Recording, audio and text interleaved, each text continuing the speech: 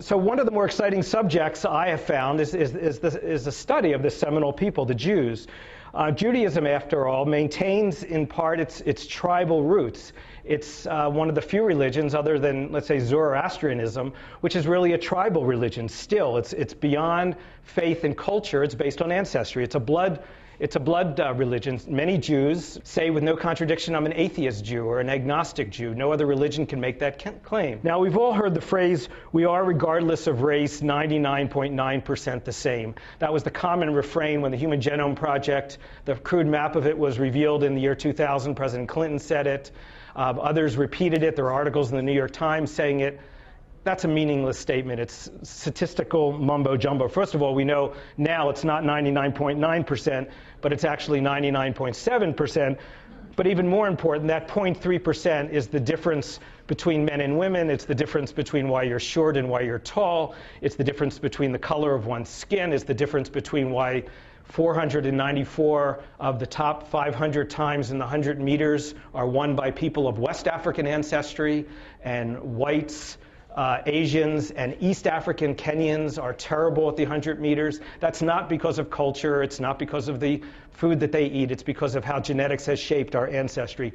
There are different groups. There are different population groups. And Jews are one of the subgroups that have become the favorites of geneticists to study, because despite the fact that we've lived in separate populations all around the world, very disparate populations, pockets of populations, Jews have remained incredibly insular within those communities. The rate of Jewish outmarriage up until mid-century of last century was less than 0.5%. Absolutely remarkable. No other group, no other minority group or majority group has that kind of genetic solidarity. I wanted to give you some idea from a macro level, talking about population in general, how we trace ancestors with DNA. I mentioned to you that I had a breast cancer gene, which is common only among Jews. In fact, there are many diseases that are common only among Jews.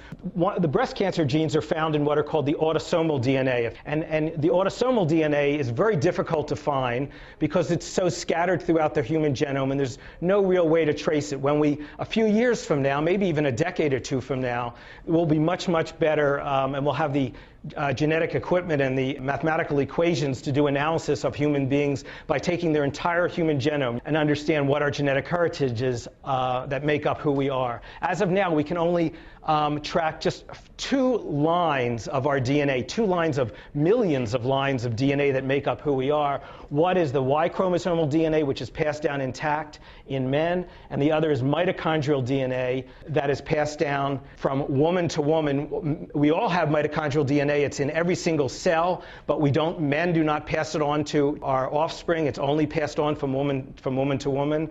So if I had my mitochondrial DNA tested, it would test my female line all the way back to the first genetic Eve.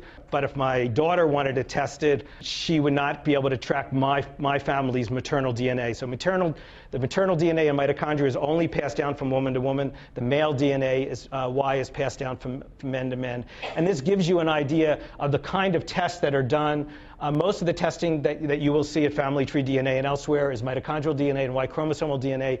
Autosomal DNA gives you an idea, much more vague, about your general heritage. What percentage of your DNA may be Native American? What percentage of your DNA may be European? And it's done through mathematical models, and it's not very exact, but it is something that over time will become the future, I think, of a lot of DNA research. Very quickly, this is the human migration map. This has nothing to do with Judaism per se, but this is the human migration maps of the Y chromosome. You can track it because, again, the Y chromosome stays intact. The first male that we've been able to genetically track would be found here in Africa, and you can see some of the African roots, some of the African tree branches stayed in Africa, but there was a movement out of Africa, and that's essentially the movement out of Africa that occurred 40 or 50,000 years ago. Then all those branches are various genetic lines that can be tracked now through Y chromosomal tracking. What's so interesting about the Israelites and later the Jews is that they were a Middle Eastern culture. We know, for instance, that you can look back at the Jewish diaspora in the early Christian era. In 1 century CE, Jews were mostly concentrated in the Middle East around what is now Israel and Palestine. By the 4th century, they had begun to spread to places like North Africa, already spreading into Spain, the Alsace and areas in France that became partly the core of Sephardic Jewry and partly the early elements of Ashkenazi Jewry. By the 6th and 8th century, the largest Jewish community was actually in Rome. And scientists now believe that the Roman Jews contributed most of the DNA to what became Ashkenazi Jewry. A lot of the lords of the nobility of France and some of the German regions in the 9th, 10th, 11th century, because of Christian taboos against money lending and other things, called on Jews, Jewish traders and others to come to Europe to act as middlemen, to act as tax collectors. That brought a lot of small communities of Jews into that area, and eventually they became the core area of Judaism, and ended ultimately through persecutions, the Crusades and elsewhere, ended up pushing gradually through Central Europe into Eastern Europe, and became the core of Ashkenazi Jewry. It's interesting, from maybe 1000, the year 1000 to the 15th century, even into the 16th century, the Jewish population, the Ashkenazi Jewish population, rarely was much larger than 25 to 50,000 Jews. The majority of Jews were Sephardic Jews. That was the center of Jewish civilization. It was quite sophisticated. The Jewish population was quite small. And one of the reasons that we see a lot of Jewish diseases and a lot of Jewish mutations, one of the reasons we can do this kind of DNA tracking is because that population was so small, and we have so few original lineages that track to, which make it actually a gold mine again for scientists to track. But the explosion of the Jewish population, the Ashkenazi Jewish population, really didn't begin until the 15th and into the 16th centuries. And it was quite bumpy because of various massacres and pogroms and so forth that stretched out through that time. As you can see, we've done, this is just a chart of some of the Y test, the Y chromosomes, and you can really do see that Jews, that there are different populations. You can see the yellow grouping over here. Those are the African populations. Very much separate genetically from the others.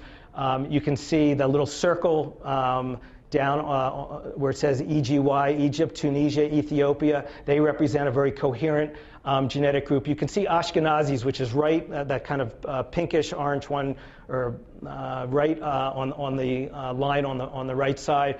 Very similar to Syrians, a little bit to Turks, Romans, Kurds, and so forth. But again, this is only the Y chromosomal line. This is only the male line. We do believe that, for all intents and purposes, Jews came, Ys, the males of Jews, pretty much came from a Semitic background. What was popular in the 1960s was Arthur Koestler's book, The 13th Tribe. You got to remember, coming out of World War II, there was a lot of concern about talking about racial separateness, talking about racial specialness. Jews were particularly sensitive to it. They abandoned the notion of race even more aggressively, rejected it even more aggressively than other cultures. Arthur Koestler was part of that liberal population that was even quite critical of the state of Israel. You got to remember that Reform Judaism was very hostile to the Zionist state for many, many years, because they thought it was underscoring the sense of Jewish separateness. It really didn't resonate with them. And Koestler put out this book which really confirmed the politically correct prejudice of the era, which was that Jews were converted from Khazars, the Khazarian population. And there's some interesting evidence, including coins and extra biblical, obviously the Bible is well past the Bible, that shows there was a time when the nobility of the Khazars did convert to Judaism in the 8th and 9th century.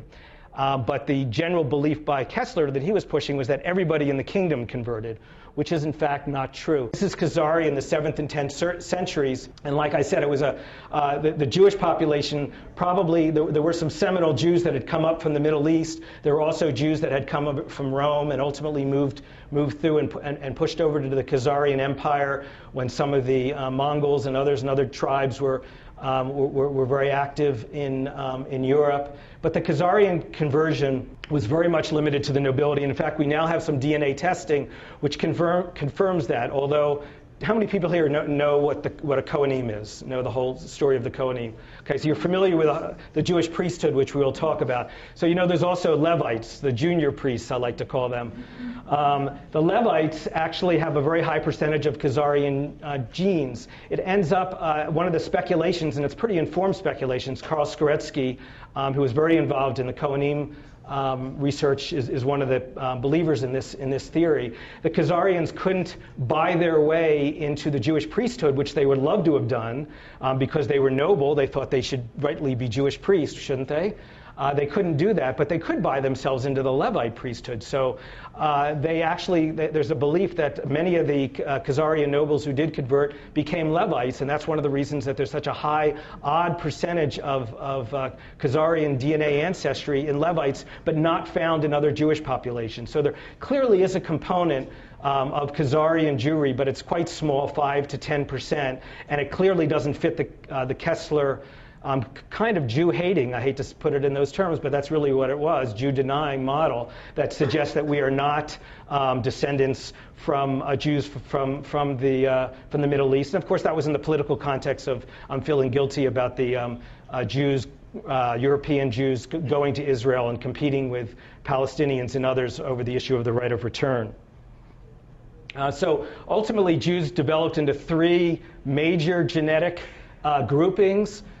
There's the Middle Eastern Jews, the Jews who stayed in Babylon, who remained in the Middle East, Iranian Jews, Iraqi Jews, and so forth, and ultimately fled, I think, to Israel when Israel was created, are the smallest numbers of Jews. Sephardic Jews, which was the center of world Jewry from the 7th century until the Holy Inquisition, really, numbered well over 1 million.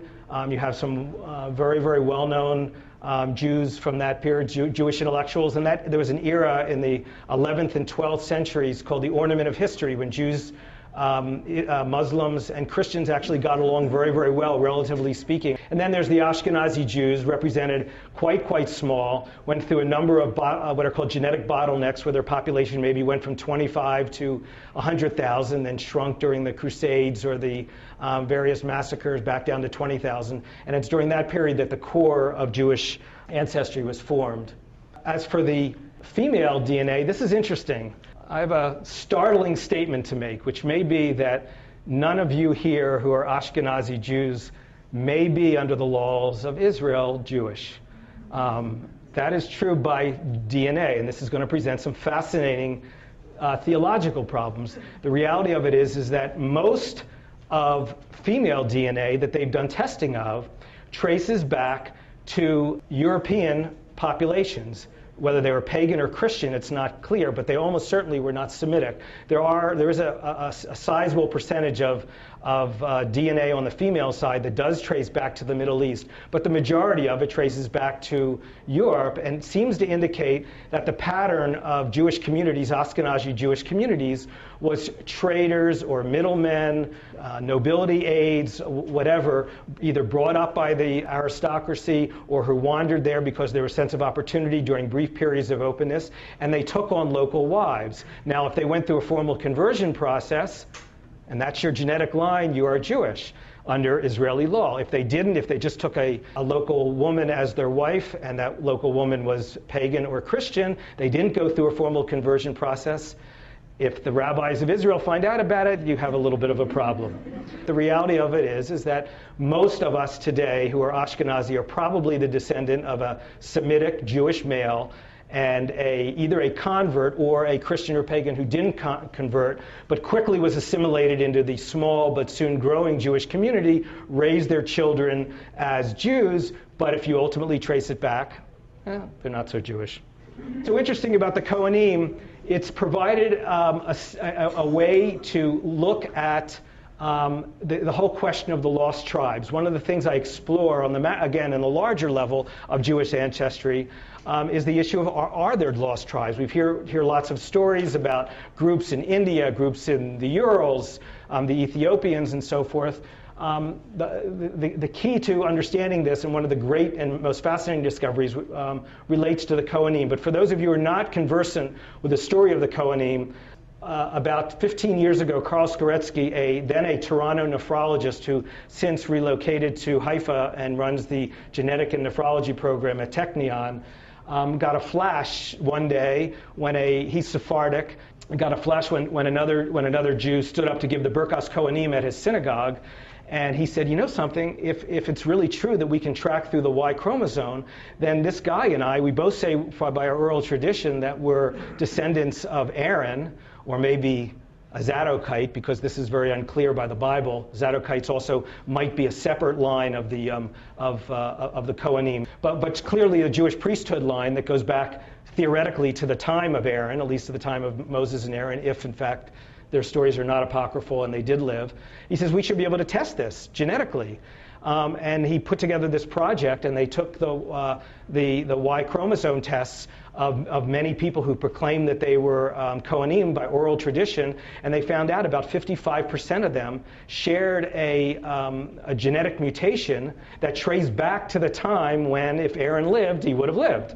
So, in fact, they were related to the same person. So at least 55% of the people who claim to Kohanim share an identical, not a close, an identical ancestor going back 2,500 years. Again, a remarkable story of genetic witness to the traditions of Judaism and the Israelites. Absolutely amazing. Why is it not 100%? Paternity mistakes,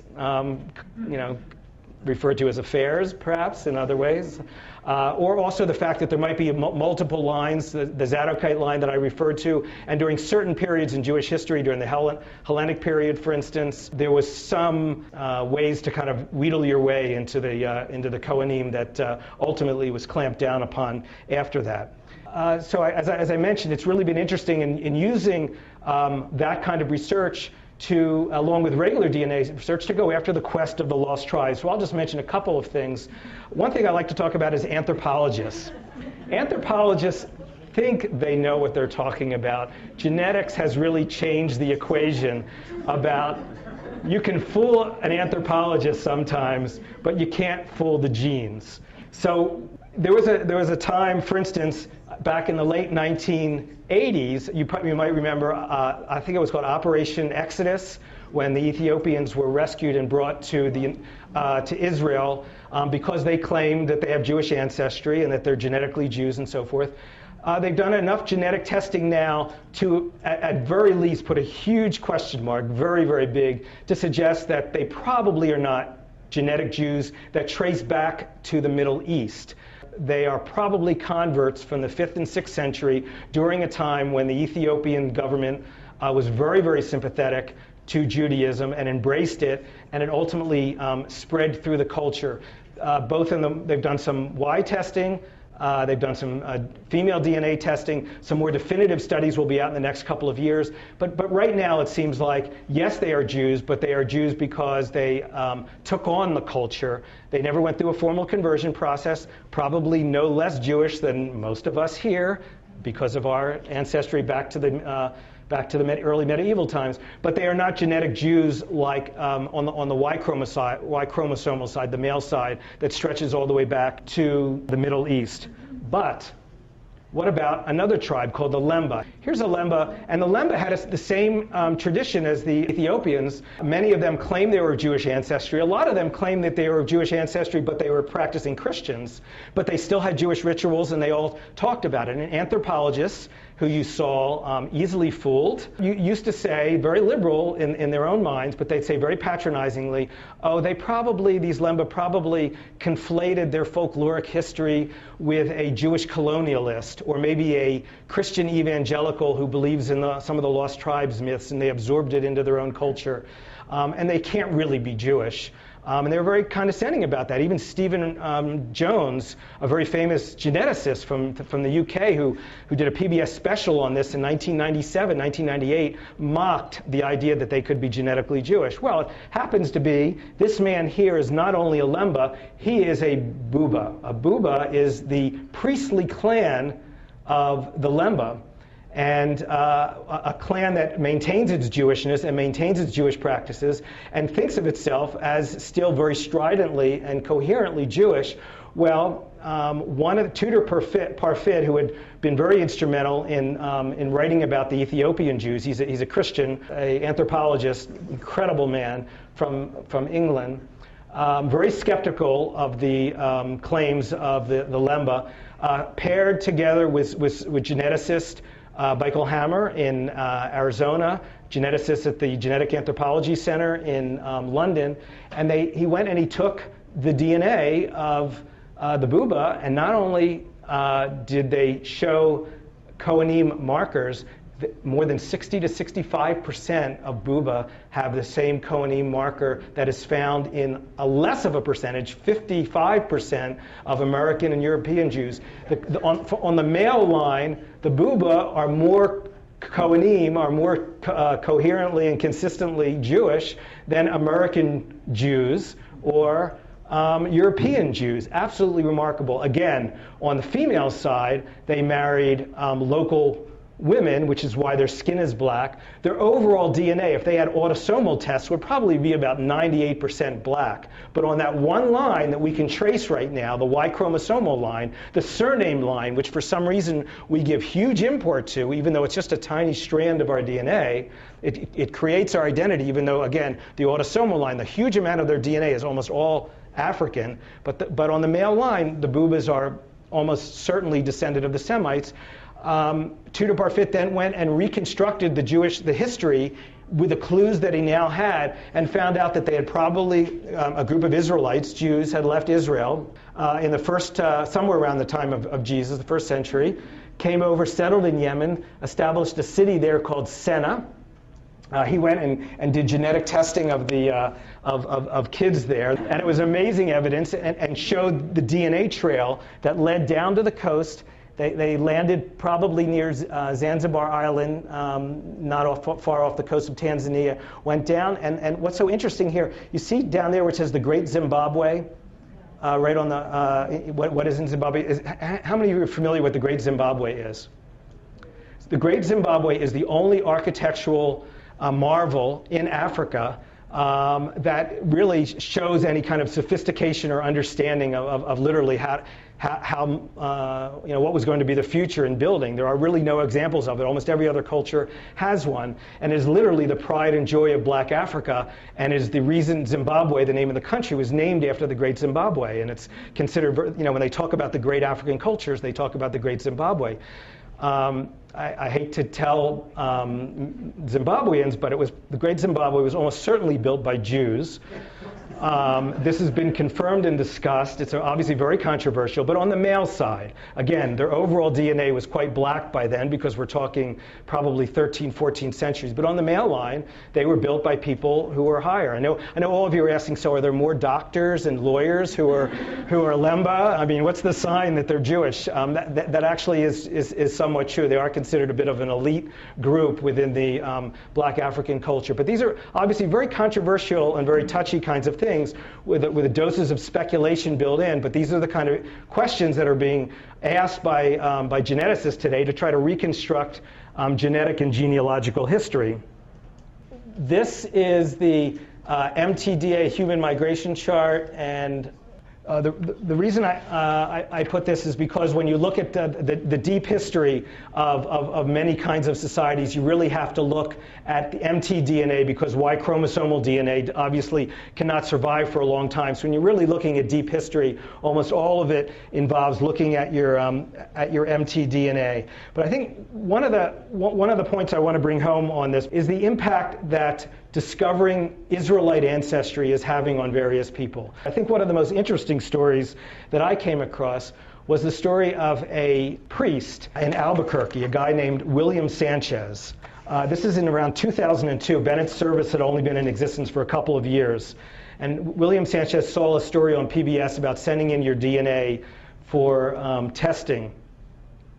And he sent it in, sent a swab in, and the reason he was piqued by this interest is because he grew up in a Hispano community that had all these what now would be called crypto-Jewish rituals that they did. They covered mirrors when someone died and they were sitting Shiva, but not knowing they were sitting Shiva. They would sweep some of the dirt in the middle of the room at certain times. They had a dreidel, which may or may not be of Jewish, that only goes back a few hundred years and may be an amalgam of a couple of rituals, but things that made him curious about why their Hispanic community seemed, their little tight community that he lived in, seemed different from some of the Christian Hispanos in that community. So he sent in his DNA. This is in the early days when FTDNA wasn't that big. And so Bennett calls him on the telephone and says, can I please speak to William Sanchez? Because that's all he had was William Sanchez. Bennett actually, when he got some interesting data, he would call people up on the telephone. And the guy says, hi, this is Bill Sanchez. He says, Mr. Sanchez, he says, I don't usually call people up, but when we get some of the data that we got from you, it's pretty interesting, so we decided that we'd give you a call. He says, do you know that you might be descended from priests? And he laughs. He says, oh, yeah, it doesn't make sense. I am a priest. And stunned silence from Bennett Greenspan on the other side. He says, you're a priest? He says, absolutely. He says, well, I didn't mean Catholic priests. I meant Jewish priests. And it was an amazing revelation that just struck Father Sanchez as revelatory. And the man it literally changed his life. He threw himself into genealogical and genetic research. He's had more than 70 of his family members tested. More than 38 of them have either a J1 or a J, which definitely marks them as Semitic ancestry. Many of them have direct ancestry that probably indicates that they are Kohanim. He's probably associated, a cousin of Kohanim rather than a direct ancestor. And it's had a dramatic influence on his church as well.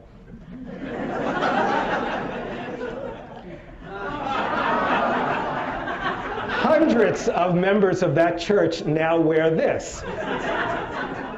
And they go around saying, we are Jews by ancestry and Christians by belief. A fair number of his cousins didn't shake them at all. They are absolutely proud of their Jewish ancestry. The Catholic Church hates it, is absolutely apoplectic that they're wearing these things and talking about these things. They've introduced Jewish rituals into their Mass, things that probably were part of every Catholic Mass until it was withdrawn because of anti-Jewish prejudice over the centuries, but probably if Jesus lived would be proud of them because Jesus was a Jew and they're celebrating the Jewish dimensions to their ancestry, but again does not sit well with the mainstream Orthodox Catholic movement. But many, at least a half a dozen of Father Sanchez's cousins have either begun formal conversion processes to become Jews, or are just openly declaring themselves Jews, recognizing that under Jewish law, of course, they're not.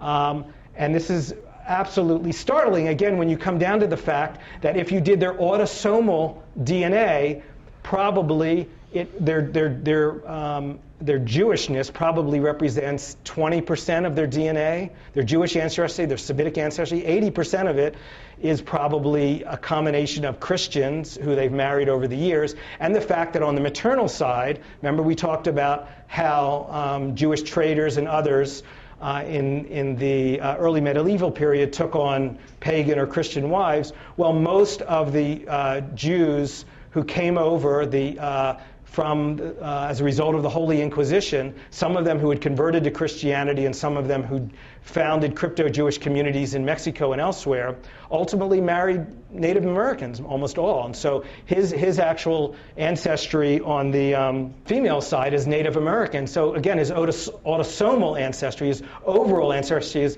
only a little bit Jewish, but for people, there's something incredibly powerful about a religion that is tribal, that is a mixture of blood, that is a culture, faith. It's not just faith. We are not just a faith-based religion. We are all these things together. And that has an incredible, almost mystical appeal to people and is so powerful that it has transformed the lives of person after